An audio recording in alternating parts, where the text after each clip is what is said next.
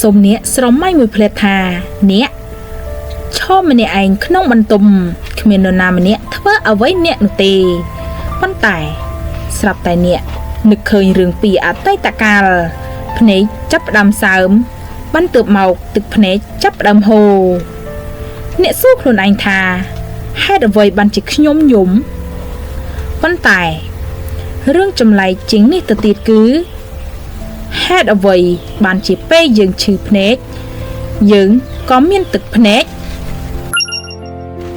ពេលខ្យល់ឬធូលីចូលក្នុងភ្នែកយើងក៏មានទឹកភ្នែកដែរហើយពេលយើងសោកសៅឬរំភើបខ្លាំងយើងក៏យំទឹកភ្នែកមួយដំណក់អាចកើតឡើងពីមូលហេតុខុសៗគ្នាដូច្នេះតើទឹកភ្នែកគ្រាន់តែជាទឹកដែលចេញពីភ្នែកឬវាមានន័យជ្រាលជ្រៅជាងនេះទៅទៀតតោះថ្ងៃនេះយើងនឹងស្វែងរកអំពីមូលហេតុអ្វីបានជាមនុស្សយំមុននឹងយើងស្វែងយល់ថាហេតុអ្វីបានជាយើងយំយើងត្រូវដឹងថាទឹកភ្នែកមិនមែនកើតឡើងនៅពេលដែលយើងសោកសៅនោះទេជាទូទៅយើងអាចគិតពីទឹកភ្នែកតាមរយៈមុខងារសំខាន់ទី1គឺទឹកភ្នែកដែលជួយរក្សាភ្នែកឲ្យមានសំណើមនិងការពារផ្ទៃភ្នែកទី2គឺទឹកភ្នែកដែលកើតឡើងជាប្រតិកម្មនៅពេលភ្នែកត្រូវបានរំខានដូចជាពេលមានធូលីឬសារធាតុដែលធ្វើឲ្យភ្នែករលាំងហើយទី3គឺទឹកភ្នែកដែលពាក់ព័ន្ធនឹងអារម្មណ៍ការយំដោយអារម្មណ៍គឺជាអិរិយាបថដ៏ស្មុគស្មាញមួយដែលពាក់ព័ន្ធទាំងខួរក្បាលប្រព័ន្ធប្រសាទសាច់ដុំមុខសំឡេងនិងការបញ្ចេញទឹកភ្នែកទឹកភ្នែកត្រូវបានផលិតដោយក្រពេញទឹកភ្នែកដែលស្ថិតនៅជុំវិញផ្នែកខាងលើនៃភ្នែកវាមិនមែនគ្រាន់តែជាទឹកធម្មតានោះទេទឹកភ្នែកមានទឹកអេឡិត្រូលីតប្រូតេអ៊ីននិងសារធាតុផ្សេងៗដែលជួយរក្សាសុខភាពផ្ទៃភ្នែកនៅពេលមានអ្វីរំខានភ្នែកសរសៃប្រសាទនៅផ្ទៃភ្នែកអាចបញ្ជូនសញ្ញាទៅប្រព័ន្ធប្រសាទបន្ទាប់មកក្រពេញទឹកភ្នែកត្រូវបានជំរុញឲ្យបញ្ចេញទឹកភ្នែកហើយទឹកភ្នែកអាចជួយលាងសារធាតុរំខានចេញពីផ្ទៃភ្នែកនេះជាមូលហេតុពេលដែលធូលីចូលភ្នែកយើងអាចស្រក់ទឹកភ្នែកដោយស្វ័យប្រវត្តិនេះគឺជាផ្នែកដែលគួរឲ្យចាប់អារម្មណ៍បំផុតពេលយើងសោកសៅទឹកភ្នែកមិនចាំបាច់កើតឡើងដោយសារភ្នែកមានធូលីនោះទេវាពាក់ព័ន្ធនឹងដំណើរការអារម្មណ៍របស់ខួរក្បាលនិងប្រព័ន្ធប្រសាទដោយស្វ័យប្រវត្តិការយំអាចកើតឡើងនៅពេលដែលមនុស្សមានអារម្មណ៍ខ្លាំងដូចជាការបាត់អស់សង្ឃឹម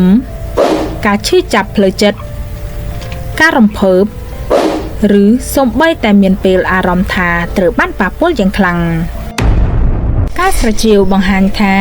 មូលហេតុនៃការយំរបស់មនុស្សមានភាពស្មុគស្មាញហើយមិនអាចនិយាយបានថាយំស្មើនឹងសោកសៅតែមួយមុខបាននោះទេប្រហែលជាអ្នកធ្លាប់ឃើញនរណាម្នាក់ឈ្នះរង្វាន់ធំគេអបអរសាទរស្រាប់តែគេយំភ្លាមឬមនុស្សណាម្នាក់ដែលទទួលបានដំណឹងល្អដែលគេរងចាំជាយូរ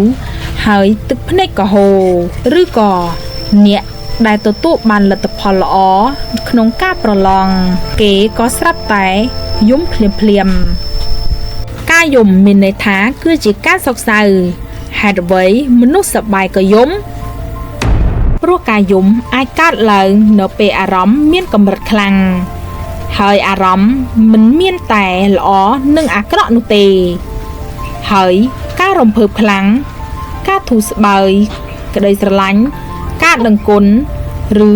ការត្រូវបានប៉ះពាល់ដោយអ្វីមួយក៏អាចជួបទាក់ទងនឹងការយំបានដែរសម្រាប់ទារកការយំមានសារៈសំខាន់ជាពិសេសហើយទារកមិនអាចនិយាយបានថាខ្ញុំឃ្លានខ្ញុំឈឺខ្ញុំភ័យឬខ្ញុំត្រូវការអ្នកបាននោះទេដូច្នេះការយំអាចជាវិធីមួយក្នុងការបង្ហាញថាខ្ញុំត្រូវការជំនួយទស្សនវិវត្តន៍មួយបានស្នើថា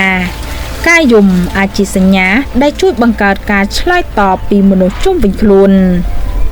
ដូចជាការថែទាំការលួងលោមនិងការជួយនិយាយឲ្យងាយយល់ទៅមុនពេលទារកអាចនិយាយបានកាយយំគឺជាភាសាមួយរបស់ពួកគេពេលយើងធំឡើងយើងរៀននិយាយយើងអាចបញ្យល់ថាខ្ញុំឈឺចិត្តខ្ញុំភ័យខ្ញុំខ្លាចខ្ញុំត្រូវការជំនួយប៉ុន្តែកាយយំមិនបាត់ទៅទេហេតុអ្វីទៅព្រោះកាយយំរបស់មនុស្សពេញវ័យអាចមានទាំងផ្នែកអារម្មណ៍និងផ្នែកសង្គមទឹកភ្នែកអាចជាសញ្ញាដែលធ្វើឲ្យមនុស្សជុំវិញយល់ថាយើងកំពុងជួបអារម្មណ៍ខ្លាំងយើងកំពុងតែពិបាកខ្លាំងឬយើងត្រូវការលួងលោមការស្រាវជ្រាវបានបង្ហាញថាកាយយំអាចជួយបង្កើតការតបជាបសង្គមនិងការជំរុញការយល់ចិត្តឬការជួយពីអ្នកដទៃនេះគឺជារឿងដែលមនុស្សជាច្រើនតែងតែនិយាយថាយំទៅបន្ទាប់ពីយំហើយវានឹងធូរស្បើយជាពិសេសគឺធូរស្រាលនៅក្នុងចិត្តប៉ុន្តែវិទ្យាសាស្ត្រមិនអាចនិយាយសាមញ្ញថាការយំធ្វើឲ្យមនុស្សគ្រប់គ្នាធូរស្បើយជានិច្ចនោះទេហើយការស្រាវជ្រាវបានបង្ហាញថាផលវិបាកនៃការយំលើអារម្មណ៍អាចខុសគ្នាអាស្រ័យលើមនុស្សស្ថានភាពនិងការឆ្លើយតបពីមនុស្សជុំវិញខ្លួនពេលខ្លះបន្ទាប់ពីយំនឹងមានអារម្មណ៍ថាស្រាលប៉ុន្តែពេលខ្លះយើងយំរួចហើយនៅតែឈឺចាប់នៅក្នុងចិត្តដដែលដូច្នេះ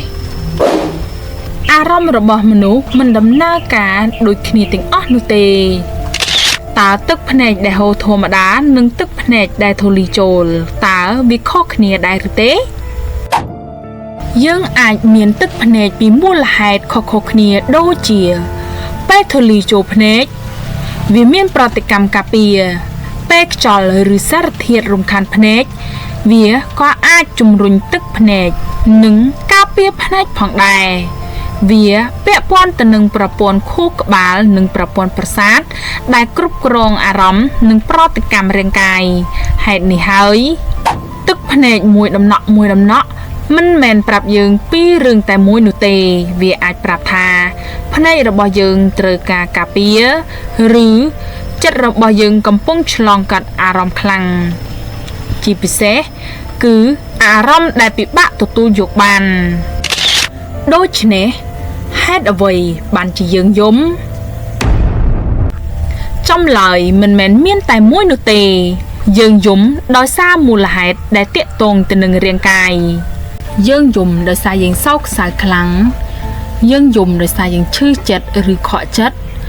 ឬនឹកនរណាម្នាក់ជាពិសេសយើងយំនៅពេលដែលយើងរំភើបឬសប្បាយចិត្តខ្លាំងហើយទឹកភ្នែកគឺជាវិធីមួយដែលរាងកាយរបស់យើងបង្ហាញអារម្មណ៍ដែលពេលខ្លះយើងមិនអាចនិយាយចេញជាពាក្យបានហេតុអ្វីបានជាខ្ញុំខ្សោយម្លេះឬខ្ញុំទន់ខ្សោយជាងគេជាងឯងព្រោះការយំគឺជារឿងធម្មតារបស់មនុស្សទូទាំងពិភពលោកទៅហើយពេលខ្លះទឹកភ្នែកមិនមែនជាសញ្ញានៃភាពទន់ខ្សោយនោះទេវាគ្រាន់តែជាវិធីដែលរាងកាយរបស់យើងបង្ហាញអារម្មណ៍